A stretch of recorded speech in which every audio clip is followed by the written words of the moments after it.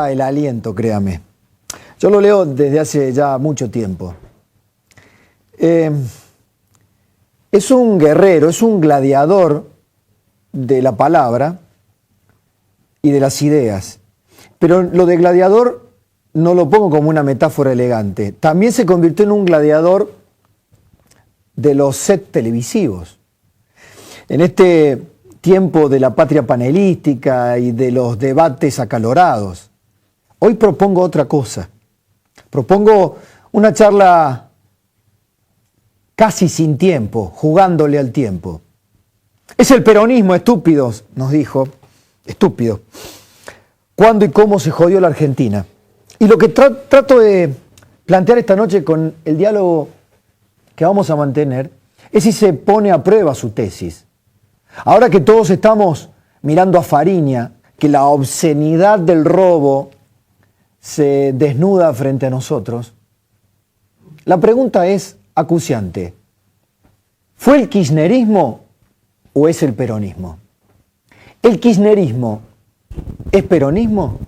Ahí está la trampa, ahí está la vuelta, ahí está la metamorfosis, una más en la historia del ancien régime, dice Fernando Iglesias. ¿Por qué? Porque el peronismo siempre ha buscado, cuando se convierte en mala praxis neoliberal, desprenderse del menemismo, así lo hizo.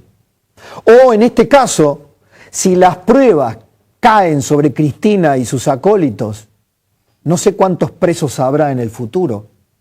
El peronismo dirá, el kirchnerismo, el montonerismo del siglo XXI nunca fue peronismo.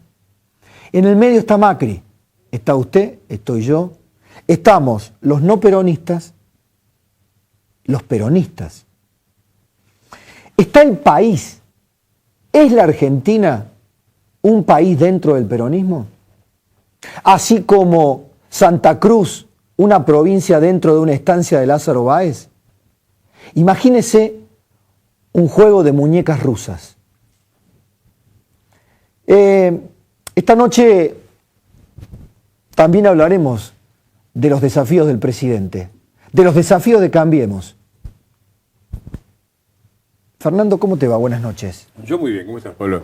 Vos terminaste este libro en el otoño del año pasado. Más o menos, sí, antes... Yo lo tengo porque cerquita de Populismo Nunca Más apareció este que... Scioli presidente. Del inobjetable. Cuando se publicó, el presidente iba a ser Scioli casi seguramente. Listo.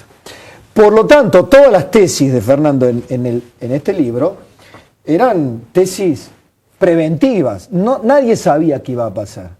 ¿Finalmente venía otra versión de peronismo a gobernarnos? ¿O una alternativa no peronista aparecía en el horizonte? Y esa alternativa no peronista hoy gobierna. Sí, yo dejo en el libro una puerta abierta a que eso suceda, pero lo sigo viendo como un milagro. Ocurrió un milagro porque de un lado se cometieron todos los errores posibles, se abusó del poder con la habitual locura, la ubris, como la llamaban. El poder enloquece, ¿no? Y el poder absoluto enloquece absolutamente. En realidad la palabra es acerca de la corrupción. El aforismo de Lord Action. Pero sí, o sea, la mayor probabilidad era Scioli. De hecho, fue difícil publicar el libro. Hubo editoriales importantes que no quisieron publicarlo porque se calculaba que el próximo gobierno era un gobierno peronista. Y por suerte hubo una editorial que la publicó, dirigida por varias de los sí, que la dirigen son peronistas. Conozco a la gente de Galerna. Así que hay que reconocerlos porque han tenido el coraje de publicarlo cuando era un poquito riesgoso.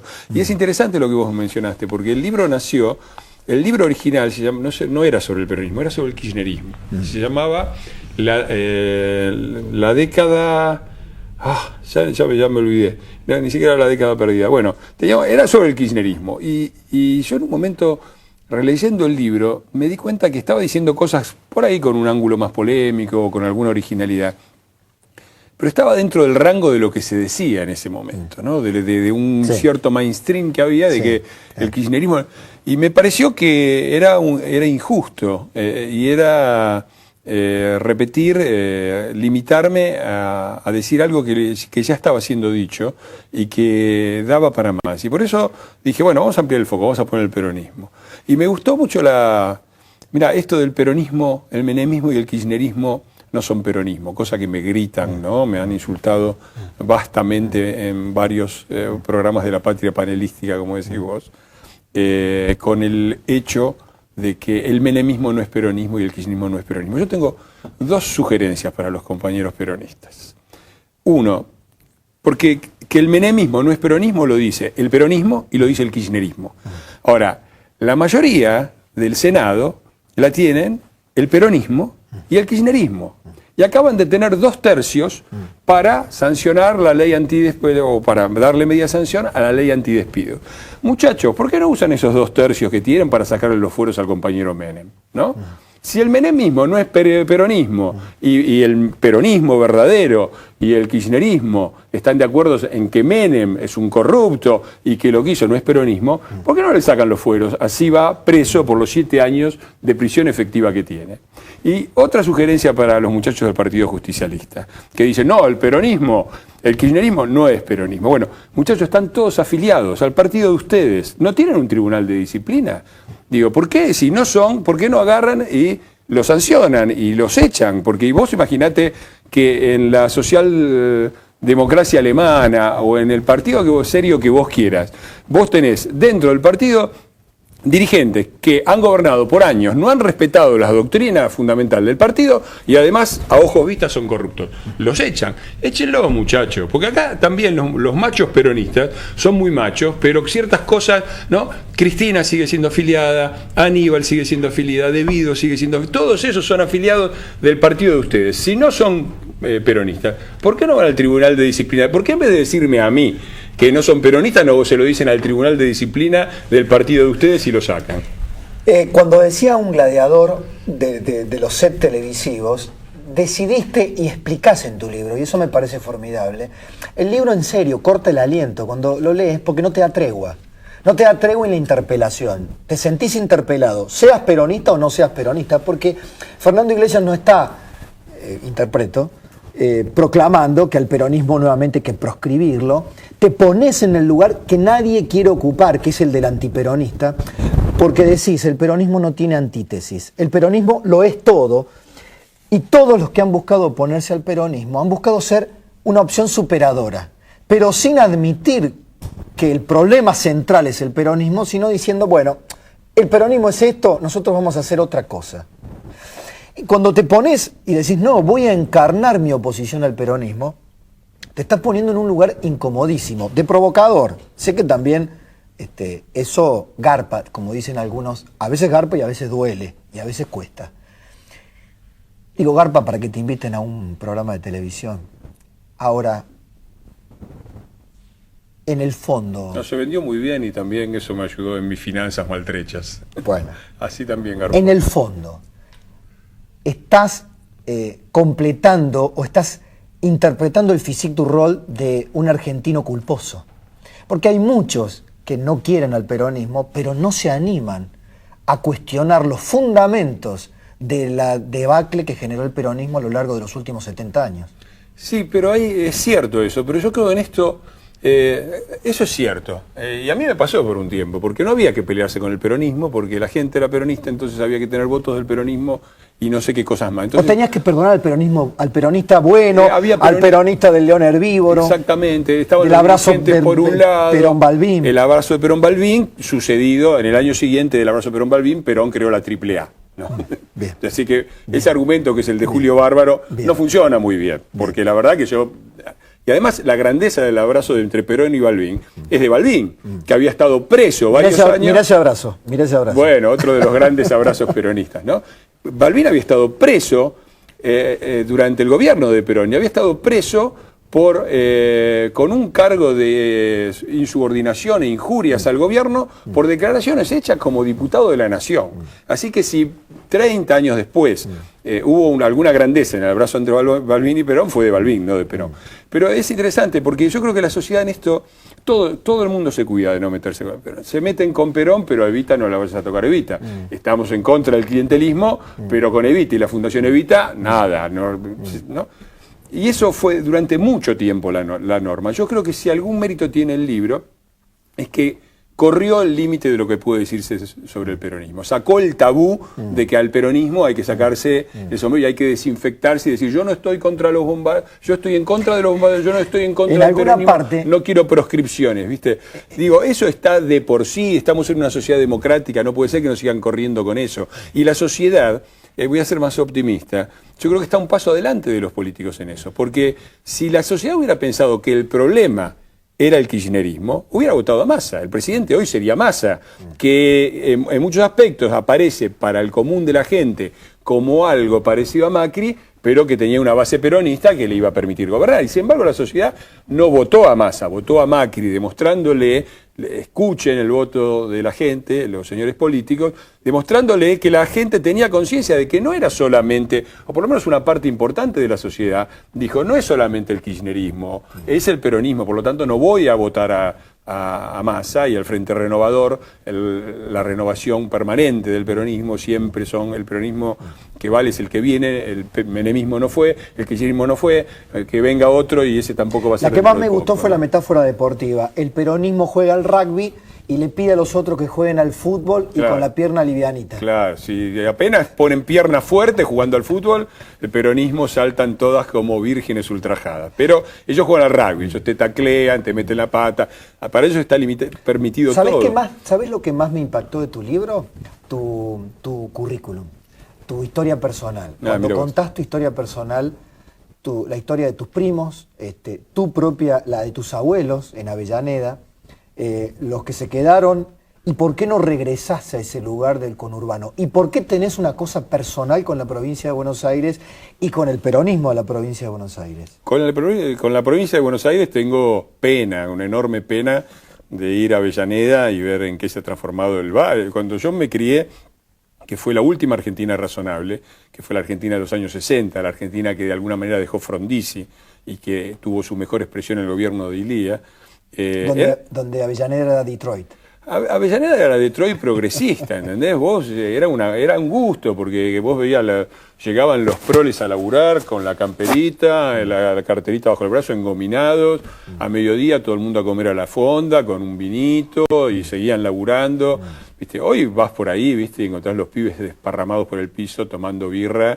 Si hay algún lugar donde todavía se trabaja, salen a mediodía, se tiran en el costado y se comen un sándwich de mortadela.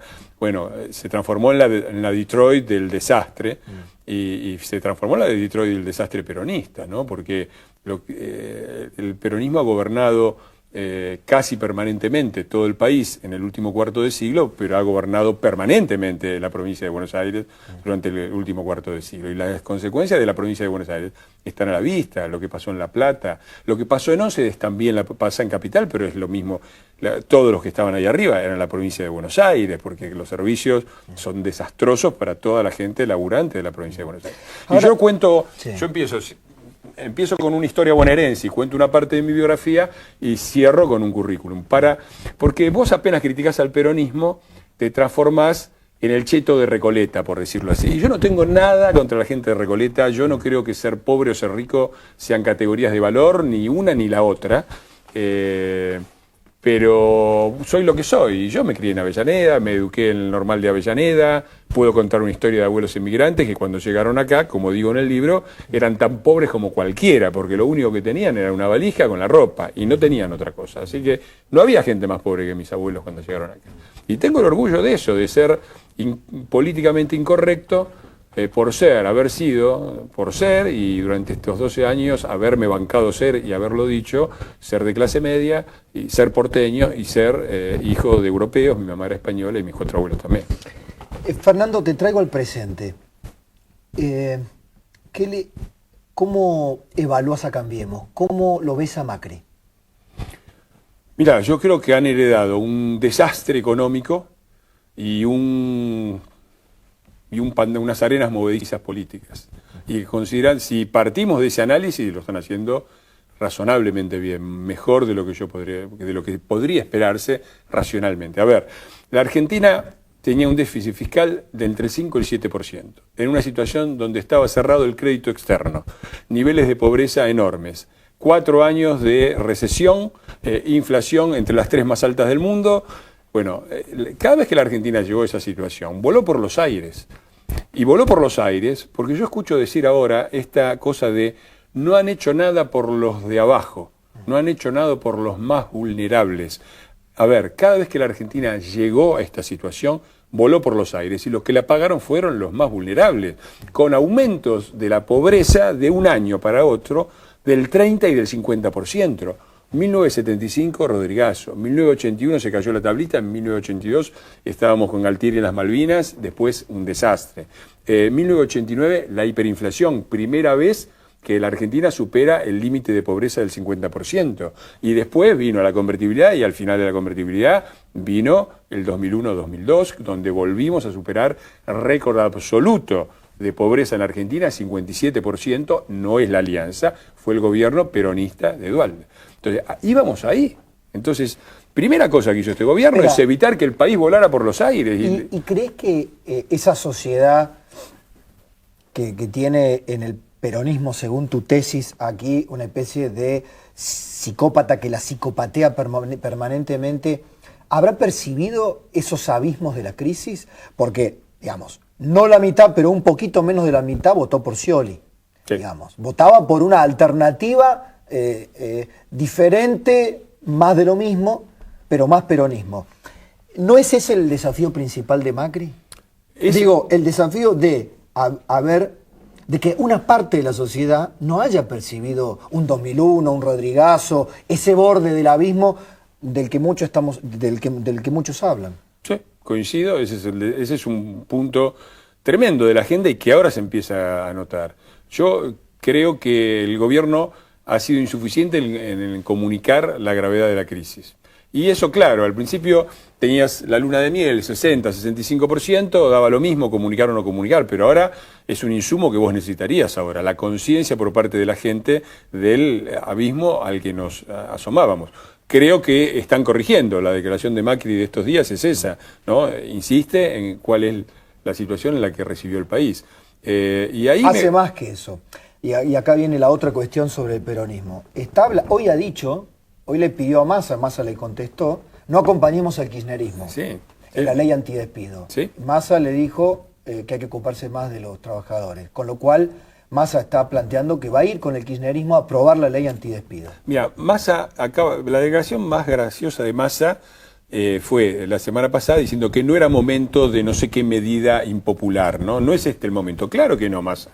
El momento era cuando vos eras jefe de gabinete en el 2008 y sobraba la guita todavía. En ese momento había que ser prudentes, dejar de inflar la economía tirando dinero y provocando inflación. Ese era el momento de organizar la economía, de hacer lo que en algún momento prometieron, la sintonía fina. Era el 2008, era jefe de gabinete Massa, claro, ese era el momento. Ahora, ¿cómo puede ser que el que estuvo ahí, en el momento en que verdaderamente había que haber reordenado la economía, diga, no, ahora no es el momento? ¿Cuándo es el momento? ¿Después del abismo? Porque nos llevaban al abismo. Y yo en esto quiero ser personal, quiero hablarle sobre todo a la clase media. Porque la clase media en eso a veces es muy superficial. Yo recuerdo la indignación con la que la gente salió a cacerolear en el 2001 y después nos comimos 13 años de estos muchachos, ¿no? Entre Duhalde y los 12 del kirchnerismo. Y la pobreza, es cierto que la situación era difícil, era 38.3% la pobreza en octubre del 2001, cuando la clase media argentina salió a cacerolear. Y al año siguiente, la pobreza llegó en un solo año a 57.5%. Esto no lo digo yo, lo dice el INDEC, cualquiera lo puede googlear. 57.5% y nadie salió a cacerolear porque era el peronismo. Y yo estoy volviendo a ver este fenómeno de gente que se bancó cualquier cosa por 12 años y ahora te dice, ay, mirá lo que dijo Aranguren. Sí, la verdad que Aranguren no estuvo oportuno, estuvo muy mal, ok, pero venimos de bancarnos años de cadena nacional de una señora que se plantaba ahí, hablaba 2 horas por cadena nacional y decía lo que se le venía a la cabeza, que no era mucho además. Entonces, mantengamos las dimensiones. Yo no digo que no hay que criticar al gobierno, pero me parece que hay que medir con una vara justa y hay que medir con la misma vara a los gobiernos no peronistas y a los gobiernos peronistas. La misma, no distinta. Hugo Moyano, haciendo gala de su histrionismo, pero también de cierta desfachatez muy habitual en el léxico peronista y en la bravata peronista, dijo: Macri sabe de política lo que yo de capar monos, ¿no? Y ha escalado esa frase, ¿no? Ha hecho escuela esa frase. Por eso creo que nunca mejor que esta noche la charla esta sobre tus tesis del peronismo. Ese Moyano que estuvo y que se fue del kirchnerismo y que ahora le dice a Macri: che, pibe. Mira, los compañeros tienen una cierta dificultad de hacer afirmaciones políticas sin mencionar los miembros viriles o el acto sexual. Eso es lo primero que hay que destacar, ¿no? Digo, si nosotros seguimos pensando en términos de la política, en términos de actos sexuales, sodomizaciones y órganos reproductivos, capar, ¿no? Toda esa locura forma parte de una cosa que está... por lo menos yo intento describir en el libro, que es la psicopatía, la psicopatología del peronismo y del Partido Justicialista. El golpeador y la mujer como golpeada. El marido golpeador de la sociedad argentina, mujer golpeada. Eso es lo primero. Segundo, Moyano. ¿Qué puede decir Moyano? Moyano fue una pieza central del kirchnerismo. Ahora pone cara de ofendido. Fue una pieza central Moyano, y yo creo que está muy nervioso también porque el gobierno ha atacado una parte importante de su emporio camionero, que es volver a reactivar realmente los ferrocarriles, hacer un ferrocarril sobre todo al norte, para que las provincias del norte, y acá otra noticia para los que dicen no hacen nada por los más vulnerables. Muchachos, los más vulnerables viven en el norte, no en Capital Federal. Entonces, cuando meten aumento de tarifa con disminución de subsidios y tarifa social, y a la vez construyen, está el plan ahí, ¿no? Yo espero que lo hagan, infraestructura para conectar el norte del país, donde están los más pobres de la Argentina. Bueno, pensar en que generar trabajo a través de la obra pública era un concepto keynesiano, ¿no? No era el New Deal, no era Keynes, la intervención del Estado creando trabajo a través de la obra pública. No, este es un gobierno neoliberal, pero eso es keynesiano, muchachos. Entonces, a mí me parece que el compañero Moyano... que antes no era Keynes, era Stalin. Sí, a ellos les gustaba más Stalin. O sea, en realidad es esta forma, esa desviación populista del keynesianismo que tiende claramente a un estatismo de corte dirigista, si vos querés, estalinista, además por las formas políticas. Pero el compañero Moyano, yo creo que está muy nervioso por eso. Me parece que no es quien para andarle contando las costillas a nadie. Y me pareció muy gracioso su presencia en Mirta Legrand el otro día, con Mirta preguntándole: ¿y usted, Moyano, cuánto gana? Cosa que todavía no sabemos. Todavía está la incógnita de saber cuánto gana el compañero Moyano. Ahí está la joya que ahí le está dejó. Lilita pidiendo, ahí está Carrió pidiendo las declaraciones juradas de los últimos 5 años. Me parece muy bien y porque, no sé, los compañeros camioneros nos regalan, no van a almorzar y llevan joyas de Swarovski para la anfitriona, ¿no? Sería bueno que explicara el compañero Moyano para después poder hablar, porque hablar en nombre de los trabajadores hablan todos, después son muchos más, casi todos los que hablan en nombre de los trabajadores son los que viven de ellos. Más que el partido populista, vos planteás el partido militar y el partido populista, ¿no? Como el reparto del juego del poder, básicamente, de los últimos 70, 80 años.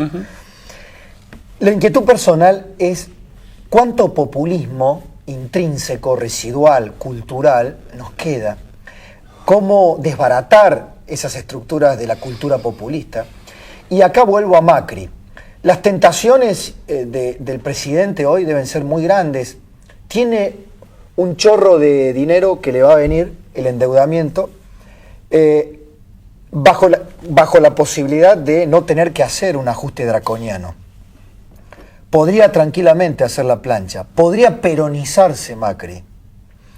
Vos decís que uno de los problemas de los gobiernos no peronistas es justamente cuando intentaron por reflejo, por estrategia, por intuición, peronizarse. Pregunta, ¿ves en Macri ese peligro, que Macri se peronice? No hoy. Me parece que una señal fuerte es la que vos empezaste a analizar y después fuiste para otro lado, que es cuánta deuda aceptó el gobierno.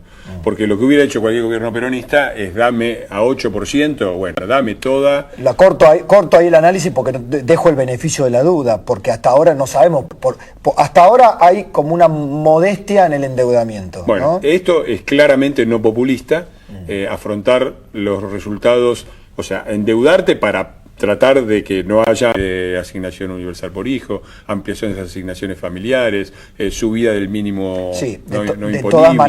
todas maneras, un 7% de inflación en abril, con el aumento del boleto, del transporte, aunque la gente perciba que, no sé, los cigarrillos, la gaseosa le aumentó en los últimos 10 años, sí, 700%, la verdad que a la hora de los números, me pasa, lo veo lo veo en los mensajes de la radio, en la interacción permanente. En Córdoba, que fue mayoritariamente votante de Cambiemos, hoy creo, y ese es otro de los ítems a tener en cuenta en Cambiemos, hoy hasta el votante de Cambiemos, que está en la fragilidad ahí de tenés, esta hecatombe. ese punto. Claro, dice, ¿dónde está el horizonte? Ahí está, ese punto es muy interesante. Yo creo, y esto es una percepción, es muy difícil de evaluar con parámetros objetivos, pero mi sensación es que los que están pagando la parte más dura de la crisis no son los trabajadores y de ahí para abajo, sino sobre todo la clase media baja y la clase media media, que son sobre todo votantes de Cambiemos. Y ahí veo otro rasgo no populista del gobierno, que es tomar medidas que permitan que la economía se relancen cuidando sobre todo a los más de abajo y no a su base electoral. Eso fue uno de los errores que yo creo que cometió la Alianza, que cuidó su base electoral y no miró más abajo, y cuando se dio cuenta lo tapó el agua porque el peronismo activó ahí y organizaron lo que fue no usó la palabra golpe de Estado, pero sí una destitución voluntaria organizada desde el PJ de la provincia de Buenos Aires. Me parece que en este sentido Cambiemos está haciendo una cosa novedosa, que es, no populista, no endeudarse más de lo que se necesita para tratar de zafar del temporal. Claramente estos 2 o 3 meses van a ser los peores, no me cabe ninguna duda, y por otro lado es tener la valentía de cubrir más abajo y afectar la propia base electoral, que me parece que soy la que está más enojada. ¿Te imaginas a Macri vetando la llamada ley antidespido de doble indemnización? Sí, y yo espero que lo haga, porque yo creo que el peronismo es básicamente el método de comportamiento habitual del peronismo es psicopático, y cuando no perciben autoridad, no perciben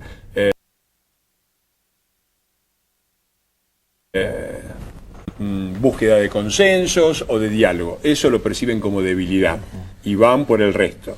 No vetarlo creo que sería tirar unas gotitas de agua en el mar donde nadan los tiburones. Me parece que es una ley, primero hay que vetarla porque me parece que desde el punto de vista económico es un desastre.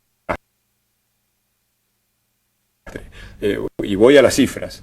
Duhalde, 4 días después de asumir la presidencia en el 2002, Duhalde saca toda una serie de medidas económicas en una misma ley, cuyo número no recuerdo ni es importante. Artículo 16 de esa ley es doble indemnización para despidos. La desocupación medida por el INDEC era del 18%. 4 meses después, en la siguiente medición, era del 21%. O sea, la ley no sirve. No sirve primero porque aparecen despidos preventivos, primera cosa, y segundo porque lo que pasa es que se despide sobre todo al sector más débil, que es el que está en negro. Y por lo tanto no sirve. Por lo tanto, creo que sí tiene que ser vetada, en primer lugar, porque no sirve, y en segundo lugar, porque sería una demostración de decisión por parte del gobierno de defender aquello en lo que cree sin atemorizarse por las maniobras del peronismo. Ahora voy a hacer un breve intermedio, me voy a ir a Santa Cruz, vamos a dialogar con Francisco Muñoz, que ya está en línea. La gente de OPI Santa Cruz, los colegas de OPI Santa Cruz, la organización periodística independiente, creo que deben ser reconocidos como aquellos primeros periodistas que nos alertaron, a todos los otros nos alertaron de cómo se había construido aquel feudo y que aquello podría replicarse. Pero después te quiero preguntar, Fernando, si la cura en salud, entre comillas, del proceso judicial contra el kirchnerismo puede llegar a ser esa base para que la sociedad de alguna vez se dé cuenta de que el robo sistemático no es una operación aislada de un grupo de extraterrestres que vinieron y dijeron acá nos hacemos de Santa Cruz. Francisco, ¿cómo te va? Buenas noches. Pablo, ¿cómo estás? Buenas noches. Gracias por atendernos allí. Bueno, ¿cómo está Río Gallegos? ¿Cómo la percibís? Buenos Aires, me imagino lo que debe haber sido Santa Cruz.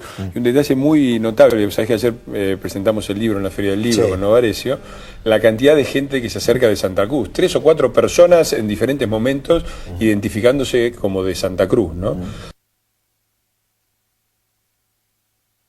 ¿Qué van a decir los muchachos? Gobernaron siempre Santa Cruz. ¿Cuánto hace que el kirchnerismo gobierna Santa Cruz a nivel nacional, a nivel provincial, a todo nivel, ¿no? ¿Qué van a decir? ¿Cómo una provincia que tiene recursos petroleros, que le dieron el dominio del propio subsuelo y le tiraron los 600 millones de dólares por la cabeza? ¿Qué pueden explicar? ¿Sabés ¿no? que me da una sensación, ¿no?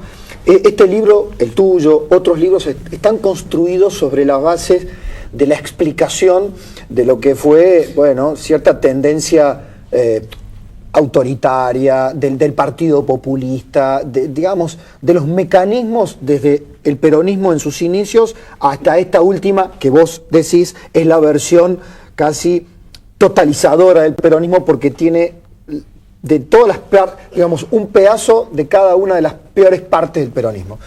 Ahora, el robo. Corrupción hubo en los 90, corrupción hubo en los 70, corrupción hubo en los 80. Ahora, el robo a esta escala, ¿no?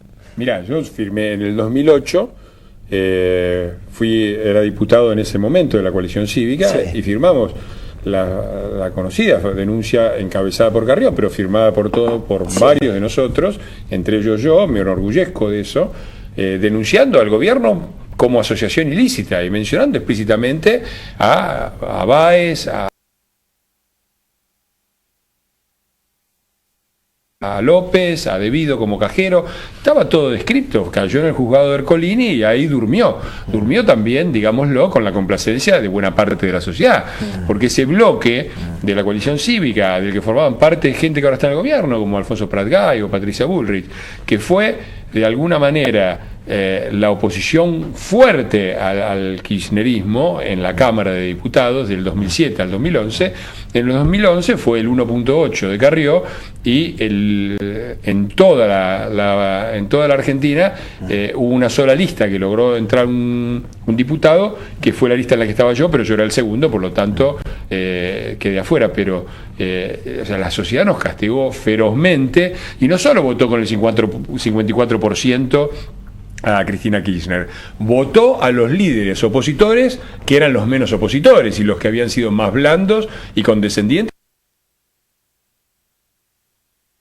forzar el Estado. Cuando nosotros decíamos, con eso van a armar una caja, eso lo van a terminar pagando los argentinos más pobres y se va a terminar pagando con inflación, lo vamos a pagar entre todos con impuestos, inflación para que armen una caja a favor de, no pensábamos que se iban a dar a la cámpora, pero era claro que iban a armar una caja ahí, nos decían, la derecha o neoliberal hay que reforzar el Estado. A eso se votó la sociedad argentina como oposición también en el 2011 y las consecuencias están a la vista.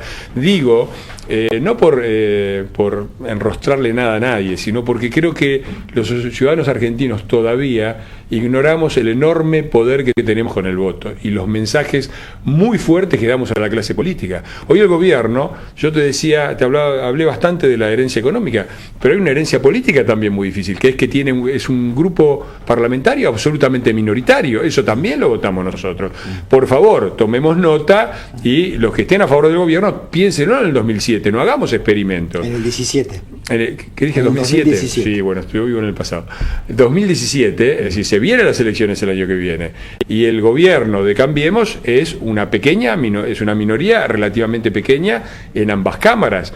Pensémoslo bien, porque los mensajes y el poder que los ciudadanos tenemos en el voto es mucho más fuerte de lo que a veces sospechamos. Me da la sensación que hay como una pregunta muy difícil de responder, y es ¿cuánta tolerancia tendrá la sociedad en función de el facilismo adquirido? Somos facilistas, nos gusta que nos den ficción. De hecho, reitero, casi la mitad de los argentinos votó por Scioli. ¿No? Increíble. Hay muchos que están extrañando a un Guillermo Moreno. Increíble. Che, ¿por qué no ponemos a los empresarios contra la pared? ¿Por qué no le exigimos a los empresarios? La culpa del aumento de precios es del gobierno. Digamos, los mecanismos de cooptación cultural siguen vigentes. Mire, yo tendría dos mensajes para la gente que razona así. El primero, si queremos resultados distintos hay que hacer otras cosas. Yo mucho veo en los programas de televisión todavía, ¿no? Te vienen y te dicen, y te proponen para salir del desastre que dejó el kirchnerismo, la receta kirchnerista. Ya lo hemos visto esto. Está claro, y yo creo que el gobierno está apostando a otra cosa, que yo creo que va a salir bien. Nafta, porque no, ahora me para acá y no voy a poder salir. Bueno, Yo no voté esto. Hoy tenía mensajes de yo no voté aumento de la nafta, yo no voté inflación del 7%. claro, sí, bueno, hubieras votado a Scioli. Porque la respuesta a eso es, si vos creías que había que seguir con esa receta de gobierno, hubieras votado a Scioli. Mirá lo que está pasando, yo le diría, mirá lo que está pasando en Brasil. Brasil tiene un 4%, 2 años seguidos de menos 4% en el PBI, que fue lo que tuvo la Argentina en el 2002 glorioso del Salvador de la Patria. Eduardo Duhalde, menos 10% del PBI, ¿no? 40% de inflación con salarios congelados, 57% de pobreza, menos 10% del PBI, los dólares no se los devolvieron, se los dieron a los bancos, ¿no? Eso fue el 2002 del Salvador de la Patria. Si querían eso, hubieran votado al moderno Duhalde, que era Scioli. Otra vez el peronismo de la provincia de Buenos Aires, a hacer el gran ajuste social, bendecido por los sindicatos, porque le hicieron 4 paros generales a De la Rúa, con la pobreza del 38%, y ninguno a Duhalde con la pobreza del 57%. Pero ahí lo que está en juego acá es esto. A ver, ¿queremos pagar el boleto de tren barato y que pase lo de 11? Porque no hay forma de pagar el boleto inexistente que se pagaba en la Argentina sin que pase lo de 11. Así que si vos querés pagar el boleto al nivel de lo de que se pagó en estos años, después no seas hipócrita y te pongas a llorar por lo de 11, porque es lo que va a pasar, ¿no? Entonces, a mí me parece que tenemos momentos difíciles. Yo entiendo que la gente está en una situación difícil, no alcanza, en vez de dar un paso adelante, dimos un paso atrás. Pero yo creo, sinceramente, que es un paso atrás de esos que sirven para tomar impulso. Y lo que está en juego es esto. El peronismo ha inventado sistemáticamente versiones peores de sí mismo. Cuando se fue Menem, todos votaron a Kirchner ilusionados porque decían, peor que Menem no va a ser. Tuvimos al kirchnerismo, y lo que viene nuevo del peronismo, lo que venía y evitamos por ahora, era peor de lo que había antes. Entonces lo que está en juego, yo creo que lo que está en juego es si vamos a tener un país democrático, porque si este gobierno fracasa, este gobierno tiene 2 grandes cosas que cumplir. Primero, evitar un crack, una crisis que lleve pobreza al 30, al 50% por estallido de la economía. Hasta ahora creo que lo está haciendo bien. Segunda gran responsabilidad de este gobierno, terminar el mandato. Desde 1928 no hay un gobierno democrático que termine su mandato, un gobierno no peronista. Fue Alvear en el 28 el último gobierno no peronista que terminó su mandato. Por lo tanto, los que quieren cerrar la grieta, yo les tengo una mala noticia.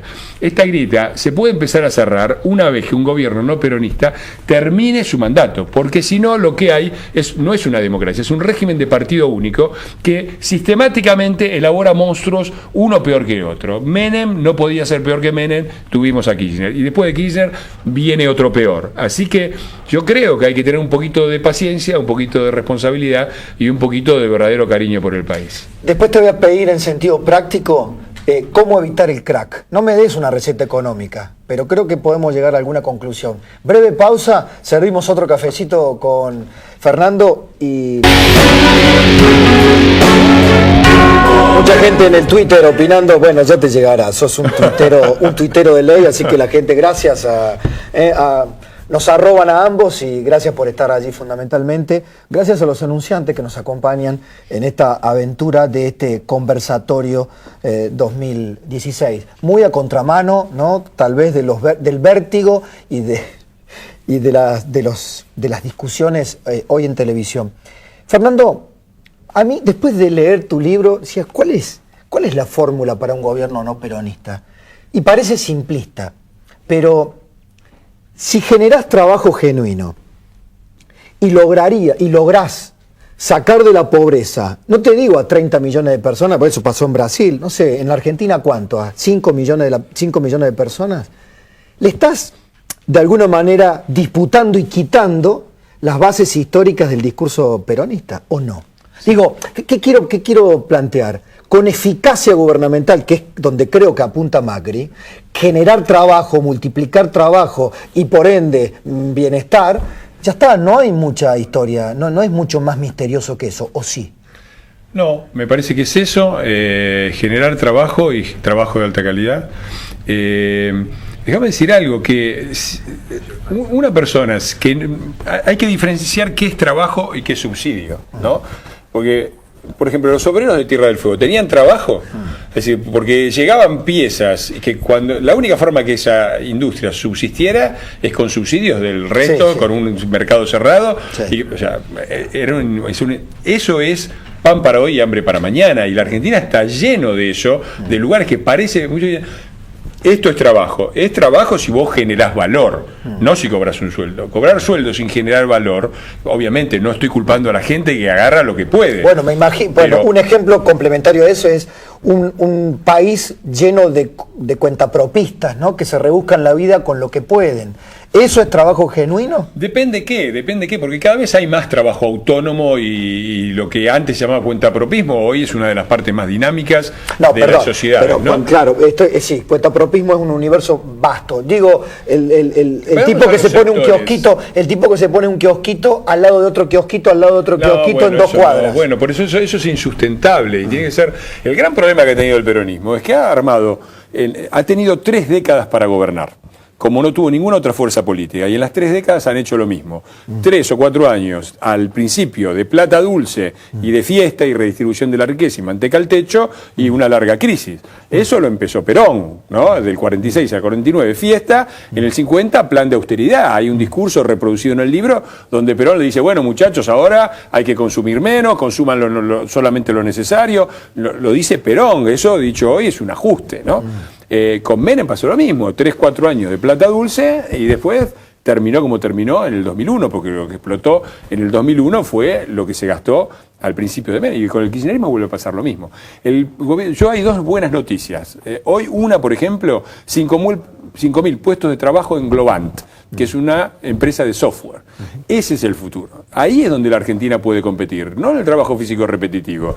Y el trabajo físico repetitivo, es decir, el trabajo obrero, el trabajo manual, al cual lamentablemente una parte de la Argentina es su única probable fuente de ingresos genuina, tiene que estar en la obra pública, sobre todo en la obra pública. Y yo veo eso, que el gobierno está apostando bien a los sectores más avanzados, que en la Argentina son el sector del conocimiento y la información, la así llamada Sociedad de la Información y el Conocimiento, Globant, por ejemplo, y la obra pública. Y por el otro lado, y el campo, que es otro sector globalmente competitivo de la economía argentina.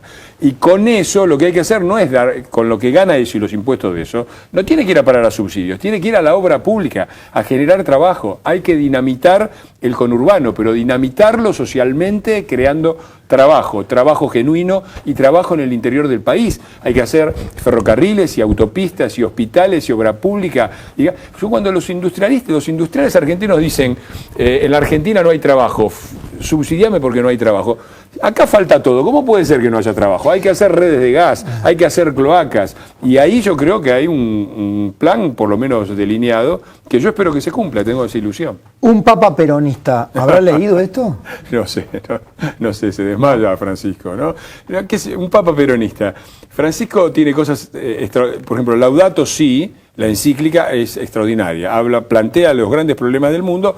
Es un papa, ¿no? No le vamos a pedir capitalismo avanzado, pero me parece que plantea los grandes ejes del mundo y habla inclusive de una autoridad pública mundial, música para mis oídos. Yo que vos me conociste hablando de la globalización de la democracia, de la necesidad de crear instituciones públicas mundiales que regulen el cambio climático, los mercados financieros, etcétera. La pregunta es si bancará un gobierno no peronista. Cada vez que Francisco entra a la Argentina es el desastre absoluto, No hay más que hacer una galería de fotos.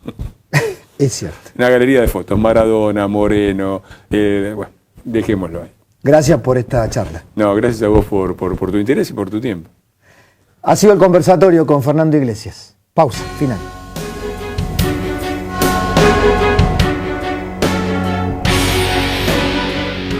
Calzados